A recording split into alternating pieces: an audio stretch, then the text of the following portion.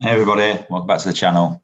Just here today to talk about another album. If you're liking what I'm doing, obviously click like, subscribe, ring bells, do whatever you got to do at the bottom. All right. If you want to put something in the comments, please do. If you agree with me, if you don't agree with me, if you've got any albums you want me to listen to, I'm listening to loads of albums, probably about 3 or 4 a day sometimes through lockdown. So it's just a little pet project. Keep sending me requests, albums, things like that. And I'm happy to review them for you.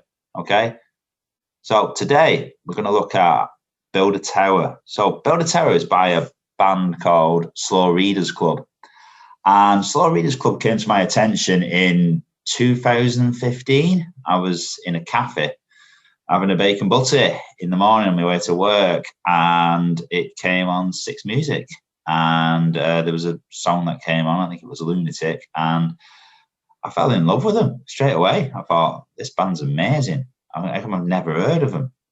So I went home and had a bit of a search around on the web and things like that. And on the red button, there were a Six Music Festival, and they had a live gig by them. And there were just bags of energy in that. So I went back and had a look at the back catalogue at the time. And I looked at the second album, which was Cavalcade. Yeah, I think that's how you pronounce it. Cavalcade or something. But yeah, that's the second album. And I really enjoyed this. But I like this one, this Build a Tower, slightly better. It's a little bit more commercial anyway. And I think they've got a lot more energy on this album. But both of those albums are fantastic. And the new album that they had out, I think it was last year or year before, that was really, really good as well. So there used to be in a band called Omerta, okay, and they split up. They didn't have that much success and split up. And James Ryan and Aaron Starkey, so Aaron Starkey is the lead singer, decided to go their separate ways, and they ended up just carrying it on and creating Slow Readers Club off the back of it. They had a self-titled debut album that got a bit of airplay on XFM, and he got a bit of airplay on Six Music. And then they started to get bigger and bigger, and they got momentum, and they started selling out their own shows because they started like just supporting acts on their shows.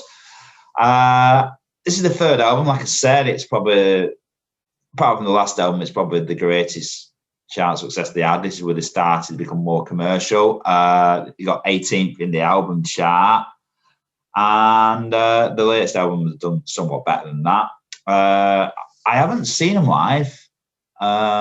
Things have happened and I've not been able to see them. Tried 2 times to get tickets. I couldn't get tickets. And then when it looked like we were going to get tickets, the world went a little bit mad and, this happened. So I've not actually seen them live yet, but I've seen like footage on YouTube and stuff. And they're very much a pint in the air type of aloft sing-along anthems. And yeah, they're good. So what do I like about this album? What do I think of this album? So it's like a mash of a lot of bands that I like. So it's like a mashup of like Foals, and you got Editors in there, and Hurts, and his vocals remind me a lot of Brandon Flowers from Killers, that kind of 80s electronic vibe about them, which I really like. The beats are uplifting, and the voice gives a kind of melancholic like beat to it that you might find with Joy Division. And maybe like Morrissey-esque type lyrics sometimes. So from Lunatic onwards, this album was an array of clever lyrics. I thought it was musically gifted beats. Very talented band. You could argue that they might seem a bit samey, but hey, if you've got the fan base and you've got a winning formula, then why not cement that in? They're electronic. A lot of people tend to go with the same sort of beats anyway. Other than says like Noel Gallagher has started experimenting after, but he had countless Oasis albums under his belt by then. So maybe a few albums down the line, maybe they might change the way in which they're making music.